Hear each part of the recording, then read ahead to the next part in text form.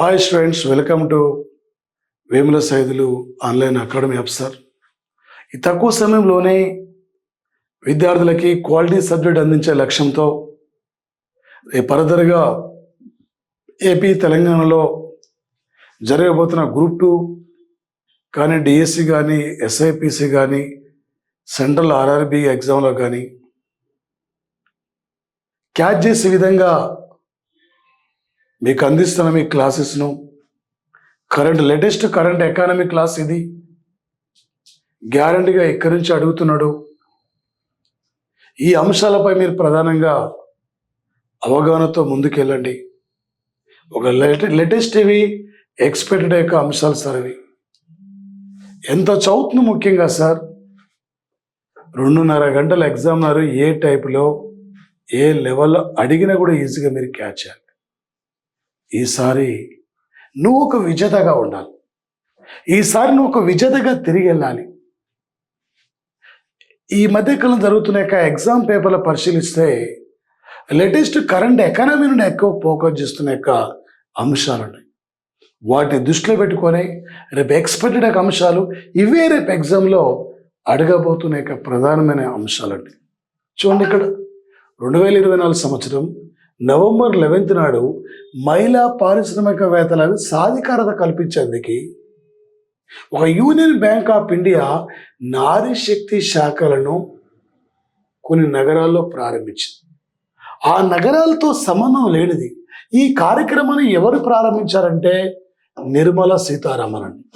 ఒక నిర్మల ఈమె సార్, ఇక్కడ నిర్మలా సీతారామన్ అంటే ప్రధానంగా సార్ ఇక్కడ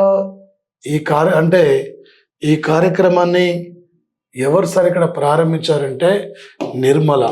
ఈ యొక్క నిర్మలా సీతారామన్ అండి. ఇక్కడ ప్రజెంట్లీ ఈమె రాజ్యసభ సభ్యురాలు. అత్తగారు ఆంధ్రప్రదేశ్, తల్లిగారు తమిళనాడు. ఈమె రాజ్యసభ సభ్యురాలిగా కర్ణాటక రాష్ట్రం నుండి కొనసాగుతుంది. ఇందిరాగాంధీ తర్వాత ఈ దేశానికి 2వ మహిళా ఆర్థిక మంత్రిగా కొనసాగుతుంది. ముంబై మాత్రం సంబంధం లేదు.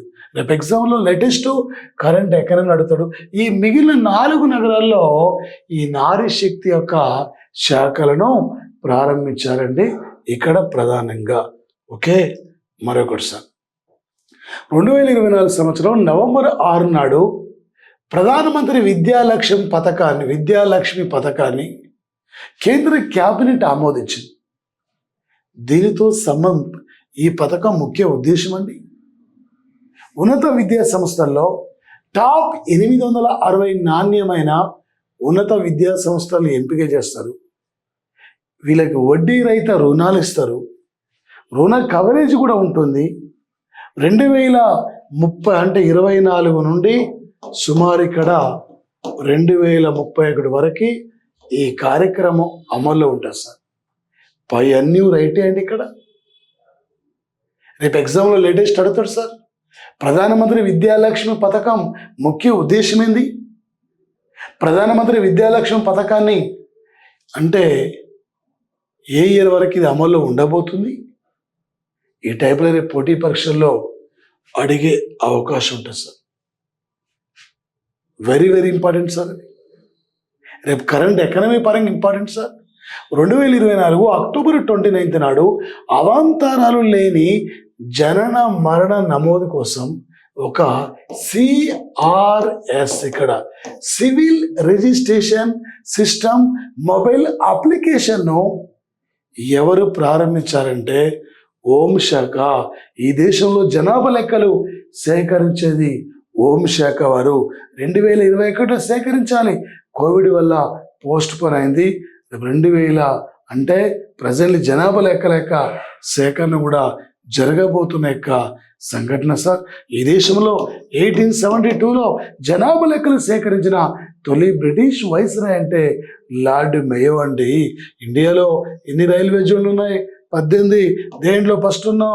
పాపులేషన్ ఎన్ని అంటే కేంద్రపాలిత ప్రాంతాలు ఉన్నాయి 8. దేంట్లో 7వ స్థానం ఉన్నాం? విస్తీర్ణం దేంట్లో 2వ స్థానం ఉన్నాం?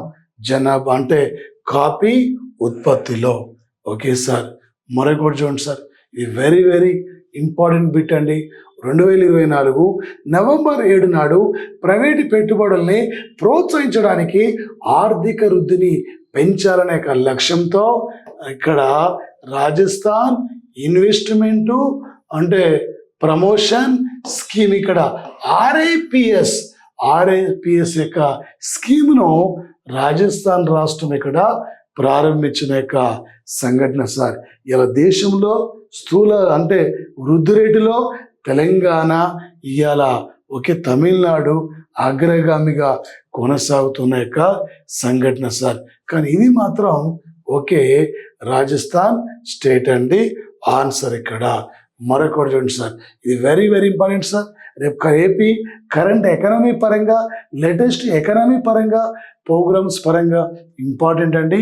నవంబర్ 1 నాడు శ్రీకాకుళం జిల్లాలో మహిళలకి ఉచిత గ్యాస్ సిలిండర్ని అందించే లక్ష్యంగా సంవత్సరానికి 3 గ్యాస్ సిలిండర్లు ఇచ్చే ఉద్దేశంతో ఇక్కడ ఈ కార్యక్రమాన్ని ఏడుపురంలో ప్రారంభిస్తే ఎవరు తొలిసారిగా ఇక్కడ ముఖ్యమంత్రి నుండి గ్యాస్ సిలిండర్ను స్వీకరించింది ఎవరండి? శాంతమ్మ అనే మహిళ అండి ఇక్కడ. మరి ఇస్లావత్ సాయి పాముల నాయక్ అంటే వీళ్ళిద్దరూ 2024 జూలై 1 నాడు గుంటూరు జిల్లాలో మంగళగిరిలో పెనమాకలో ఎన్టీఆర్ భరోసా పెన్షన్ స్కీమ్ యొక్క లబ్ధిదారులు ఇద్దరు ఇక్కడ. ఇస్లావత్ సాయి పాముల నాయక్ అండి. శాంతమ్మ మాత్రం ఈమె దీపం 2.0 పథకం యొక్క ఫస్ట్ లబ్ధిదారుడు అండి.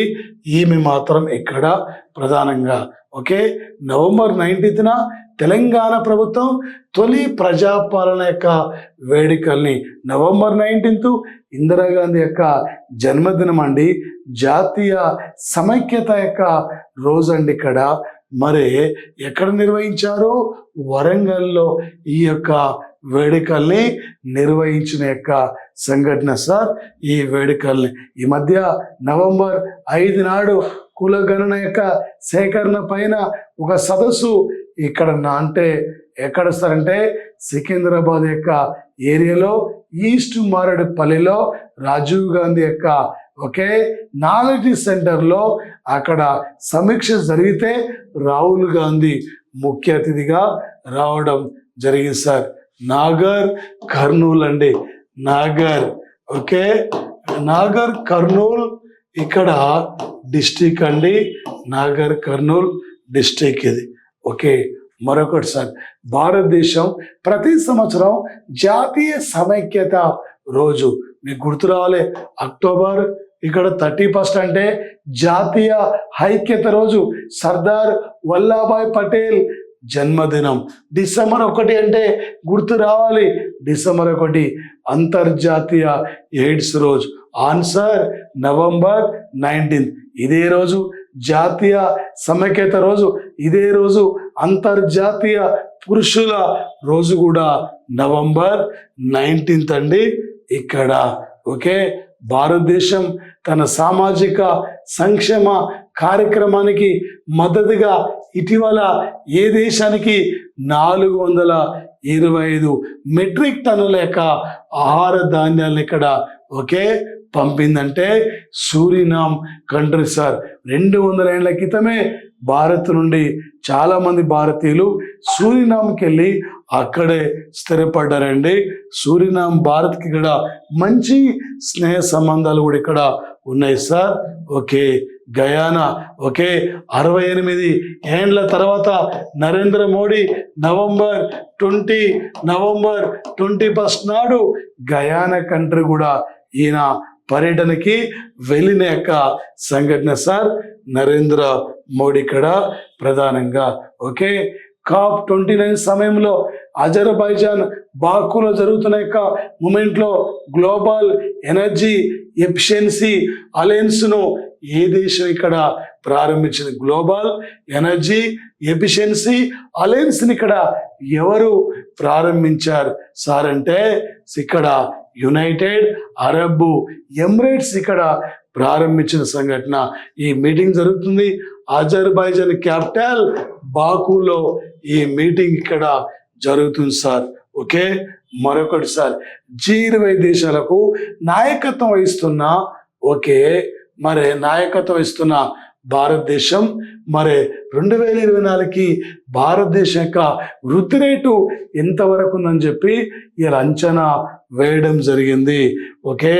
7% అండి. మొన్న November 18th 19th నాడు రియోలో జరిగిన G20 మీటింగ్లో మోడీ ప్రపంచ దేశాలకు ఆకర్షణీయమైన వ్యక్తిగా నిలబడ్డాడు. వరల్డ్ బ్యాంక్ యొక్క చైర్మన్, వివిధ దేశాల యొక్క అధినేతలు కూడా వచ్చి మోడీతో పలు అంశాలపైన చర్చ కూడా నిర్వహించారు. ఇటలీ ప్రధాని జార్జియో మెలోని ఆమె రక్షణ, భద్రత, వాణిజ్యం, ఆర్థిక అంశాలపై కూడా మోడీతో ఇక్కడ చర్చించిన సంఘటన. ఇవి రేపు లేటెస్ట్ కరెంటు ఎకానమీ నుండి ఫోకస్ చేస్తున్న అంశాలు సార్. మరిన్ని అంశాలతో మీ ముందుకు వస్తా. మీరు ఈసారి ఈ నోటిఫికేషన్లో ఖచ్చితంగా నువ్వు ఒక ఆఫీసర్గా ఉండాలి, నువ్వు ఒక ఆఫీసర్గా తిరిగి వెళ్ళాలి. ఈసారి హైదరాబాద్ నుండి ఒట్టిగా తిరిగి వెళ్ళొద్దు, ఏదో ఒక ఆఫీసర్గా ఉండే నీ పల్లెల్లో అడుగు పెట్టాలి సార్. రేపు జాబ్ కొట్టుకొని ఊళ్ళకి బుల్లెట్ మీద వెళ్తుంటే నీ ఊరు బూతల్ని నేను చూసి ముద్దాడే రోజు రావాలి.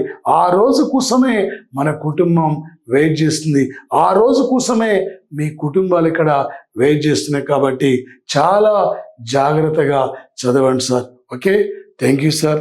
థ్యాంక్ యూ అండి. Thank you.